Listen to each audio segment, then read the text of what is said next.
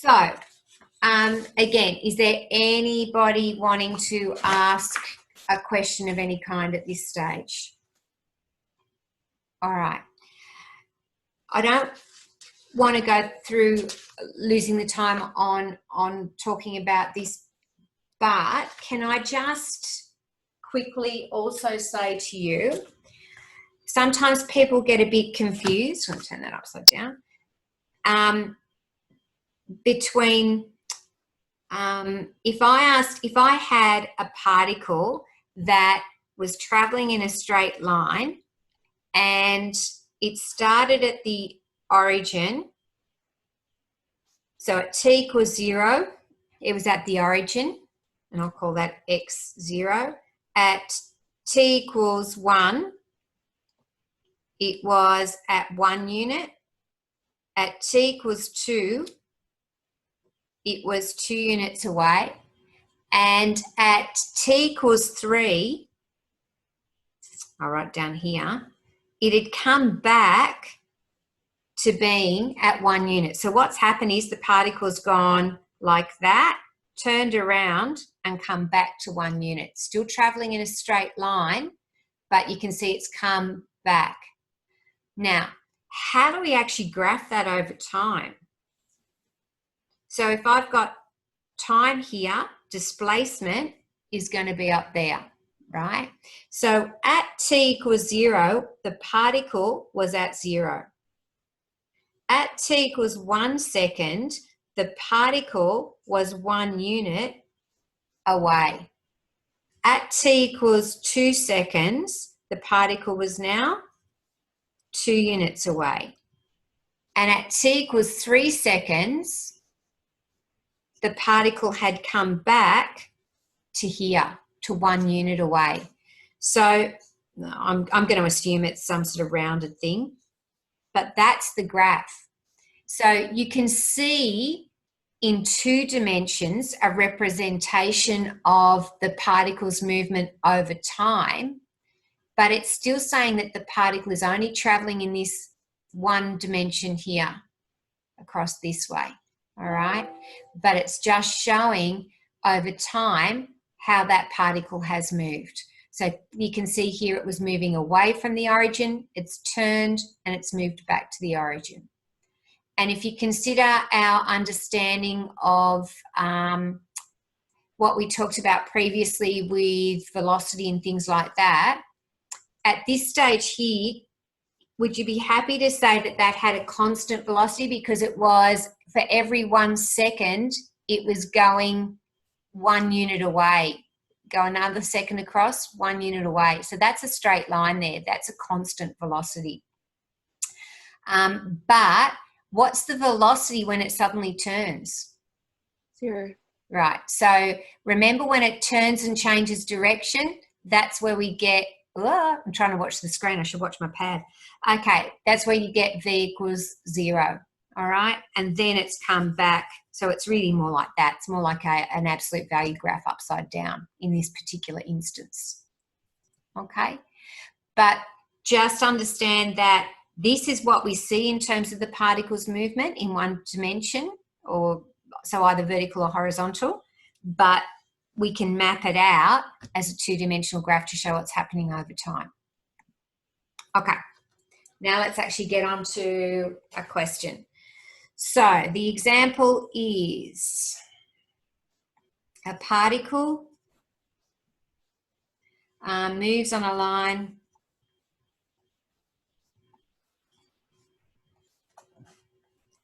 so that its distance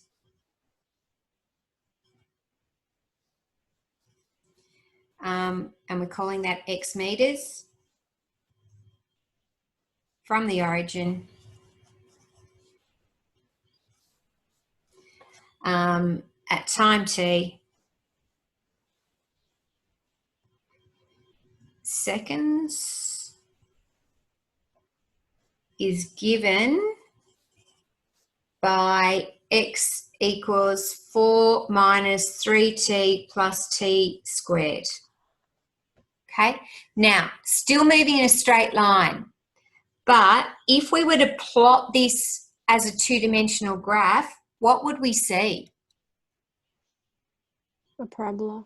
Right. And is the parabola going to be concave up or concave down? Concave up. Because it's a positive t squared, right? So we're going to have some sort of a movement like that. And it's going to start at t equals 0. We're going to start at 4, okay? I don't know what's happened with the rest of it. I don't know if it comes down here. I haven't done the rest of that part, but I know it's going to start at t equals 4 and it's a concave up because it's a positive t squared, okay? So ultimately, what's that saying?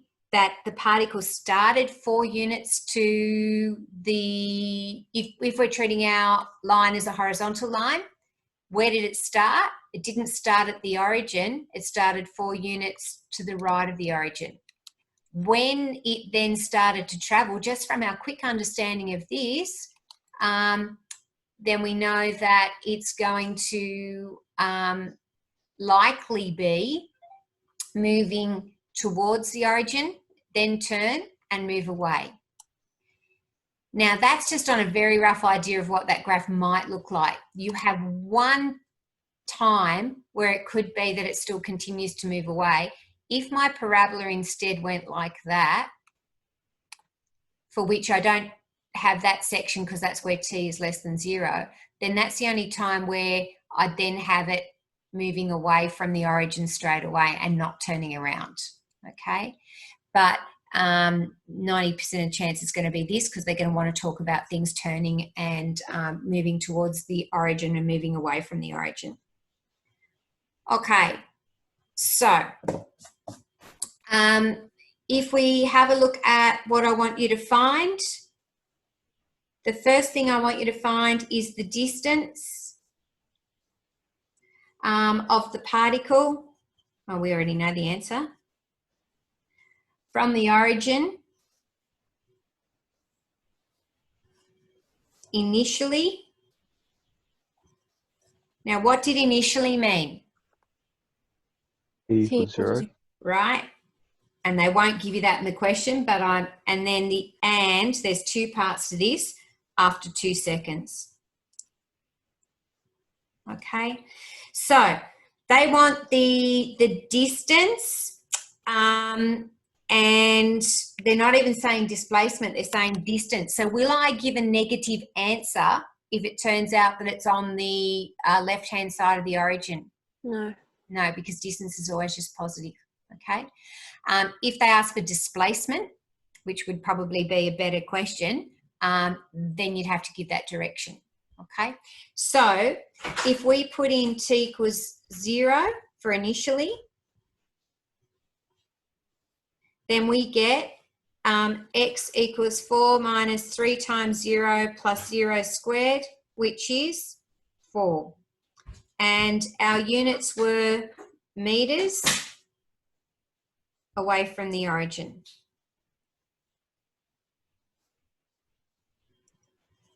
Okay. Now, I'm just going to put here, if displacement, then it's 4 meters to the right.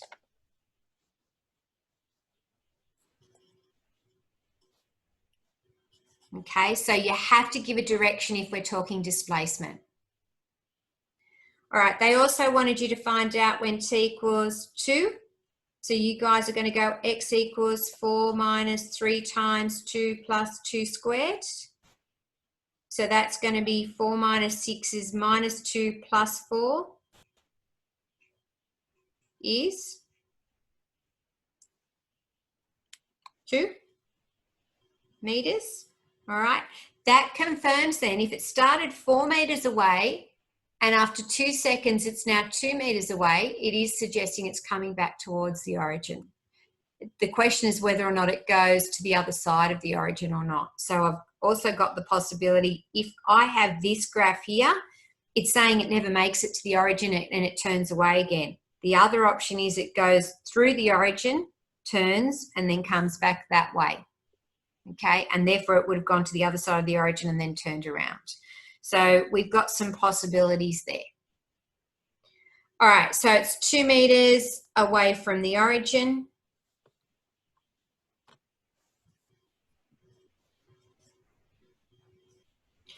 And if displacement, then 2 meters to the right.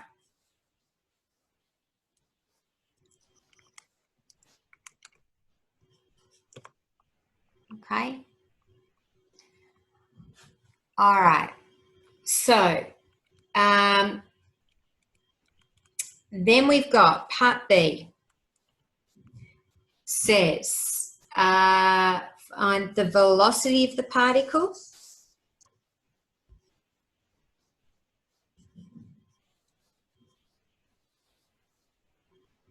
When t equals 2. Now, if we've just said that at t equals 0, we were at 4 meters, we've come closer to the origin by the time t equals 2, then what kind of answer should we expect for our velocity? Negative. Yeah, well, there's a good chance it's going to be negative, isn't it? Because that would suggest it's moving in that direction backwards towards the origin. If the answer's positive, what is that indicating has happened? It's already turned around. Right, so that would mean, see how I've got my turn here, then you'd have to have t equals 2 over here somewhere. So you were still less than 4, but you'd already turned around and come back again. Does anybody not understand what we just talked about? Any thumbs down? Okay, so this is it. The whole way through these questions, we've got to try and interpret what it means in terms of connecting velocities, accelerations, and displacements together. So you go ahead. Now, if we want to find the velocity, can we substitute straight in? Differentiate. We're going to have to differentiate first. So our velocity is going to be dx dt, and our short way of writing that is we can write x dot. So if you guys have a go at differentiating, and I'll sharpen my pencil, okay, then you get x dot should be minus 3 plus 2t. Everyone got that? Yeah. And then you want to say when t equals 2, x dot equals minus 3 plus 2 times 2, and you get positive 1. And what are our units? Meters per second. Yeah, because up here they talk meters and they talk seconds, right? So we've got seconds and we've got meters. Now, how do we write the meters per second? Remember, it's either meters per second or we can write meters seconds to the minus 1. Miss, Yeah. when we're writing velocity, can we just write v equals, or do we have to write the x dot? Oh, you could write v equals. Okay. Yeah. I've written it because we needed to differentiate because we didn't have that information initially. Again, it's probably a good idea to show that you found the derivative of x in some way. So, I mean, probably writing v equals and one of those would be good, but then over here you could definitely just go with your v equals, but just connecting the fact that you know, they know in an assessment that you knew to differentiate is a good idea. Yeah. Okay. Whereas just writing down v equals that, they might say, where did it come from? Yeah. Okay, even though that's pretty obvious. But we don't want anybody to get confused about why you did something. We want to make it really explicit. Okay? All right. So you can see that does conflict with the idea where we were thinking we were going to get a negative and it was heading down. So it must have already turned around before t equals 2 seconds and be making its way back and be in line with 1 meter away from the origin. Okay, so part C.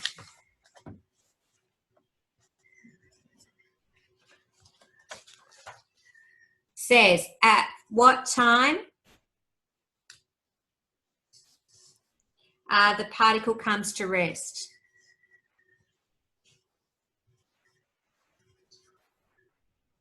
Oh.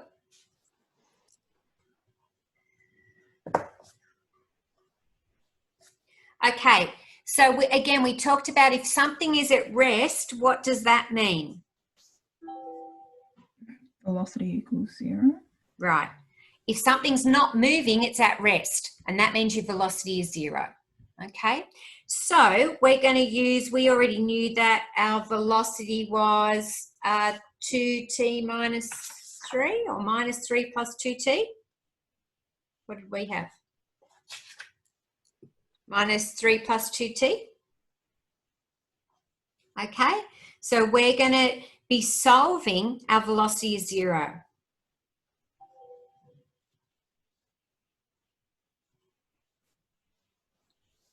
And so therefore you will get 2t equals 3 and t equals 3 on 2 or 1.5 seconds.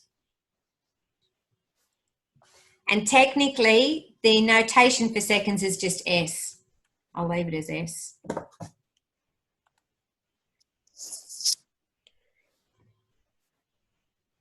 Okay. Any questions there? Now, does that support what we were doing previously? Wait, sorry, Mr. Why is it in seconds? Oh, is it in minutes? Didn't we have meters up here? Oh, Meter- yeah. Yeah. I started to wonder if I had the wrong thing.